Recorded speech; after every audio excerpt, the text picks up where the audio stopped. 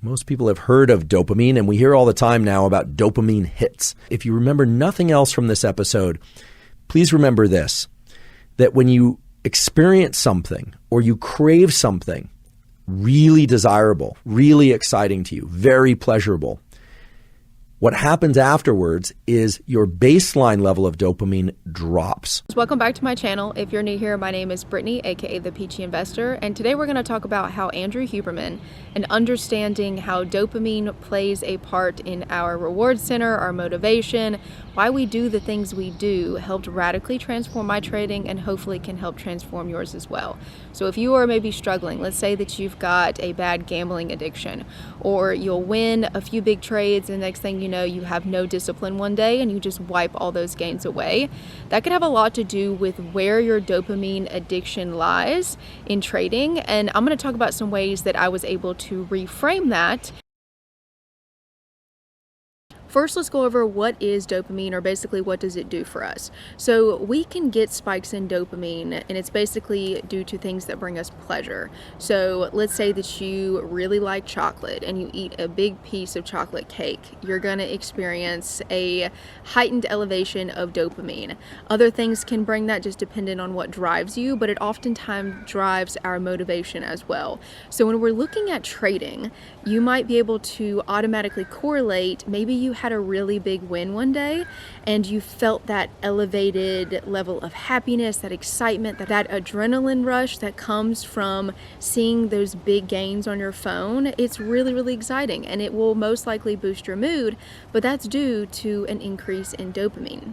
And this is why it's actually healthy for your nervous system, for your trading psychology, to have a plan to shoot for consistency. So yes, we all love experiencing the big highs that come with, a big lucky winner, right? So let's use an example that's actually very recent to the markets, and I'll kind of explain how dopamine and how if you get hooked on wins like that can actually hurt you really, really greatly in the long run when it comes to your trading. If you got lucky and played NVIDIA earnings, and let's say you took some short-term call options, and those are definitely lotto. Earnings are always a coin toss. It's 50-50, but let's say that you decided to go for it. A bunch of people in my group did decide to take some lottos, and they paid off very well.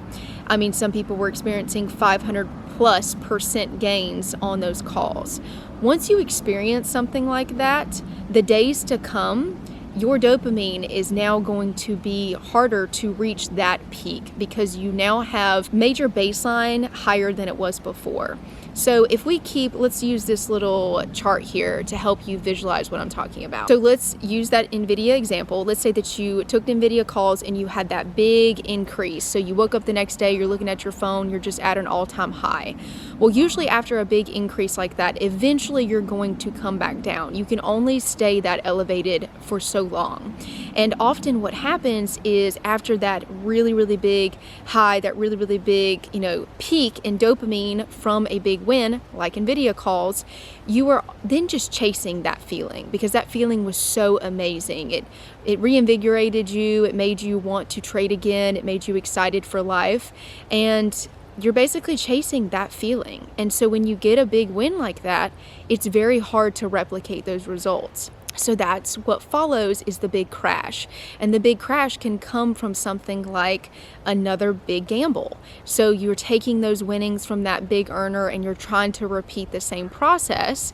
And next thing you know, you've blown a lot of those profits in a very short time period. This happened to me a ton over the years, especially with options, because you will experience those really, really big percent gains if you are being on the risky side and holding short-term expirations overnight. Anything can happen like that. And then when you try to repeat that process, now your brain's chasing that feeling of adrenaline. And now your baseline, your dopamine baseline is higher. So you become addicted to this hamster wheel of I've got to have these big wins or it doesn't matter. If I'm not making 100% gains today, it doesn't matter. It's not good enough. And then can you guys guess what ends up happening? I mean, you become addicted to something that's just super unrealistic, meaning that you're never going to be satisfied after that. When you're not getting those big 100% winners, the 10 to 20% base hits are no longer attractive to you. And this creates a very, very nasty cycle. But let's bring it into terms of how was I able to switch my addiction to those dopamine peaks. And one more time, when I'm saying dopamine peaks, it's when you've experienced that big lucky winner that you weren't expecting. You just hit the lotto that day and it sent you on a high. The days to follow, I don't know if you guys have experienced this, but you're pretty low because you've experienced that peak and now you're not seeing any other trading opportunities like that. So the winners that you were used to getting no longer appeal to you. So once I recognize these patterns in myself, and thanks to Andrew Huberman, he goes into so much detail on dopamine. I'm just such a nerd when it comes to personal development and how our brains work and why we do the things that we do. But what I was able to do was to start retraining my brain to say, okay, I understand that the reason I'm struggling with consistency is because my motivation is not there to crave consistency. My motivation is there to crave this. So let's take this whiteboard and let's just do this in terms of what my account used to look like. So, I would go trading, I'd do the normal, my account would kind of flatline and then I'd have a big spike. I'd get lucky, right? So I'm going to see if I can turn around so you guys can see this. So my account would flatline, I'd get a big winner, I would have gone in oversized, I might have doubled, tripled my account off of this big winner. Okay, and then we flatline, and then I'm coming back down because not only has my dopamine started to go back down, but my account's going down because now I'm trading off of irrationality. I'm no longer following the plan that was giving me slow growth. I'm trying to replicate this growth right here. So now I come back down, I'm baselining, and so on top of me no longer following my plan, because I'm chasing these heightened experiences, I decided to oversize myself in a position I was too confident in. Why was I doing that? Because I was trying to replicate this experience. And what typically ends up happening is you end up right back where you started. But now your dopamine baseline, when you were here, right here, your dopamine baseline was a little higher. So this brought it higher, but it also brought your baseline higher. So when you return, not only is your account back to where it started, your confidence is lower than where it started. Have you guys ever experienced that? Have you, just worked so hard to build up your account and maybe you brought it back to your starting point or a little bit negative, and your account may be at the same spot, but your confidence is no longer at the same spot. You are depleted. You feel absolutely defeated. And the only way you feel like you're going to get motivation to trade again is if you repeat that process. That NVIDIA crazy 500% runner overnight, that'll peak your dopamine, but it's not sustainable. You're going to burn out, you're going to give up, and that's often what happens. So the way that I was able to switch this around was a lot of internal work. So things that I did was I meditated on this process. So this whole process right here, if you guys are just rolling your eyes at me, take a second to do some more research on meditation. All meditation is internal reflection. You're actually being quiet, sitting still, closing your eyes, and you're able to replay things like your daily routine. You're able to see where are you slipping, replay those things just like a professional athlete rewatches the tape, right? So let's say that you're a football player in college. You're sitting there and rewatching your plays because you need to learn from your mistakes. You have to visually see what you were doing wrong in order to correct that and fix it. So I do the exact same thing, but with meditation. So some people do better by actually recording their trades, recording their screen, and going back to play the tape that way. You can do it whatever way you like, whatever way resonates the most with you. So if you're nowhere close to meditating, that's just not in your wheelhouse, completely get that, then record your trades, record your screen, and play that back. Understand, okay, where did I make that impulsive decision to go off track, not follow my plan? And where did I feel myself start to slip mentally, where I was no longer chasing what's normal, the 10 to 20% base hits, but I started to say, oh no, I got to go all in on this trade. I got to shoot for 100%. I've got to oversize myself and figure out where that started so you can intervene in the future. The second thing I did might sound a little silly, but I found things that I enjoyed more. So what that meant is I became so obsessive over trading. I was on the screens all day, and that's not me. You guys can see my environment. I'm a big nature person. I've got to be outdoors moving my body. I'm not meant to be in front of the screens for more than 3 to 4 hours at a time. That's really, really pushing it. I try to stick to 2 hours, but find something that you enjoy so much more that it will take you off of the screen. Because if you don't have anything like maybe work, this is why actually having a job can be super helpful, because eventually you need to go do your job.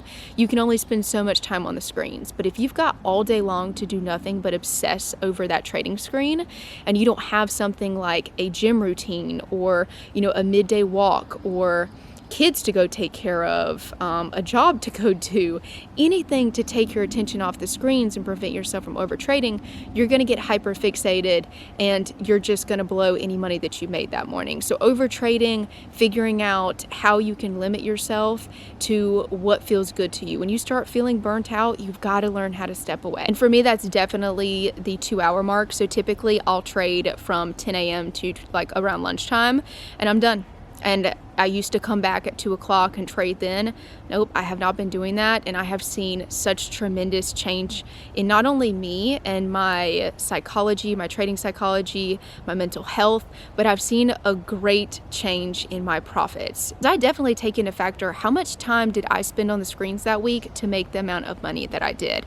And oftentimes, if you go back and review, you actually are probably spending too much time wasted obsessing over what a stock is doing instead of just setting alerts and letting it come to you. And the last thing that really helped me, and I've talked about this a ton on my YouTube videos, but going back into the relationship to dopamine, right? Because what you're trying to do is redirect that obsession you've got with the dopamine spikes you get from big winners. So instead, what I was trying to do is redirect that to following my plan. So trying to figure out a way to get yourself excited over, regardless if you made money, lost money, made $10 or $100, lost whatever it was, if you hit your daily goal or not, but trying to cut your relationship to the big wins, the big spikes, and get more addicted to consistency and following your plan. So what that looked like for me is I had trading rules that I had written down, and every day I would, at the end of the trading day, I'd go back and I'd look at the trades that I took and if I followed my rules. So did I have an entry and exit and a stop loss present on every single trade? And did I differ from size on my trades? Was I consistent? Did I make an emotional decision? And I go down and I write these notes in my trading journal. I don't do that so much anymore because I've pretty much switched the addiction a while ago, and I've been able to maintain that because it's all about balance. And I really hope that you guys can attain it too, because once you get there, it makes trading enjoyable again. I think we've all been there, or at least you might get to a point eventually where trading becomes an addiction. It becomes this thing in your life that you were just constantly chasing to become the best at. And it's almost like when you start dating somebody, and I'm going a little bit off topic, and you just like that person so much at the beginning that you just want to hang out with them every minute of the day, every second of the day, and you end up suffocating them to the point where they no longer want to be with you. Think of trading the same way. So you want to have that healthy balance. You don't want your life to be consumed by trading, because if it is, you're going to find no joy in it eventually. Eventually, you're going to get to a point where no amount of money is going to make you happy. No amount of trades that day is going to make you happy, and you're just going to feel burnt out and miserable. But figuring out how to become more addicted to your plan will be a good way to end this. Whatever that looks like for you. For me, it was just reviewing my trading journal and understand, okay, did I follow my rules that day? And if I didn't, I actually would force myself to. So let's say that I went through a 2 days of trading, and my journal showed that 2 days in a row I didn't follow one rule of mine. So maybe that was I got oversized in a trade, maybe that I didn't set a stop loss. What I would do is I'd force myself for a week or two to just go back to one contract, because options trading, or dramatically scale my account down until I was able to follow my rules for 2 weeks straight. So going back to high school sports, I actually played soccer in high school. And so my coach loved to do this thing where if somebody didn't follow the rules and wasn't on time to practice, we would have to run an extra mile. So treat yourself the same way. Be your own coach. And if you can't be your own coach, then find somebody that can hold you accountable, whether it's a friend, a family, loved one, whatever, that's willing to just check up on you. Like, hey, how are you doing mentally? Like, are you following your rules? Are you good? At some point, I'm not going to lie to you guys, I had no one. And so that eventually had to be my mom. I had to be like, hey mom, can you just check up on me and ask me how I'm doing with my rules? Like, ask me if I'm following the rules, because I didn't have anybody. And she's always been my day one supporter and always will be. And she did it. And it really kept me in check, because I could never lie to her. I could never be like, oh, I'm doing good. No, I'm down 5,000 because I didn't follow my rules. And it kept me accountable. So find some way to keep yourself accountable, some way to break that addiction to the really, really high spikes, the really, really low lows, because we all know how miserable that is. And if you don't know how miserable that is yet, sadly, I think you will eventually experience it. I hope not. And I hope this video brings awareness for you before that happens. But there is a way to break the cycle. If you haven't already, really, I recommend checking out Andrew Huberman's podcast on dopamine. I'll link it in the description box down below. He is phenomenal and he provides so much information. The more we learn about ourselves, the better it is to control ourselves and our emotions, especially when it comes to trading. So, hope this was helpful. If you found value in it, make sure to hit the thumbs up button, and I hope to see you guys back next week.